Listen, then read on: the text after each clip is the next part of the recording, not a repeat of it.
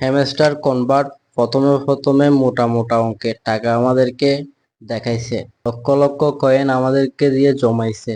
এটা একটা mining project, এখানে আমরা কোনো প্রকার টাকা ইনভেস্ট করি নাই যে এরা আমাদেরকে অনেক অনেক টাকা দিবে। সুতরাং যে যতটুকু পাইছেন তাতেই সুখে থাকেন। কেন বলতেছি জানেন? কারণ এই হ্যামস্টার কনভার্ট থেকে আমরা যদি টাকা পাই তাহলে আমরা লাকি।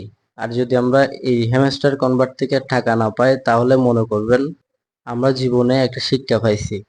আমরা মাইনিং প্রজেক্ট গুলা থেকে অবশ্যই দূরত থাকবো। মনে করেন আমি 276টা টোকেন পাইছি হ্যামস্টার কনভার্ট থেকে। আমি এই হ্যামস্টার কনভার্টের 276টা টোকেন আমি যদি ক্যাটসে গিয়ে ওখানে যদি 276টা টোকেন যদি আমি সেল করার জন্য দেই, তাইলে ওরা আমাকে 270 প্লাস আমাদেরকে ডলার দিবে। ক্যাটি টোকেনের মূল্য যদি 276 প্লাস হয় তাহলে অবশ্যই হতাশ হবেন না, কারণ হয়তো এই হ্যামস্টার কনভার্টের রেট অনেক বেশি হতে পারে। এর দুইটা কারণ আছে। একটা কারণ হচ্ছে এটা কম সাপ্লাই দিছে, টোকেন খুব অল্প সংখ্যক মানুষের কাছে আছে এবং টোকেন খুব অল্প। আর দ্বিতীয় কারণটা হচ্ছে হ্যামস্টার কনভার্ট হলো বিশ্বের সবচেয়ে ফাস্ট এবং বিশ্বের সেরা একটা প্রজেক্ট, যেখানে প্রচুর মানুষ একসাথে কাজ করছিল।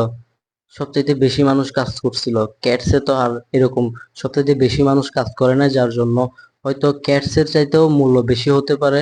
সো যতক্ষণ পর্যন্ত না কনফার্ম টোকেনের প্রাইসটা আসতেছে ততক্ষণ পর্যন্ত আপনারা কেউ স্ক্যাম হিসাবে দেখবেন না, আপনারা কেউ ব্যাড রিভিউ দিবেন না। কারণ হইলেও হইতে পারে এই টোকেনের মূল্য একটা $1 পর্যন্ত।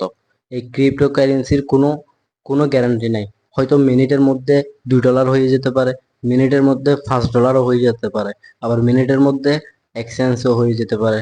এটা হচ্ছে ক্রিপ্টোকারেন্সির নিয়ম। এ নিয়ে যদি আপনারা যদি কম টোকেন পাইছেন বলে যদি এরকম হতাশ হন, হয়তো এই কম টোকেনের মধ্যে রয়েছে অনেক বেশি প্রাইস। সো দেখা যাক 26 তারিখ পর্যন্ত কি আসে আমাদের কপালে, কি হয় আমাদের কপালে।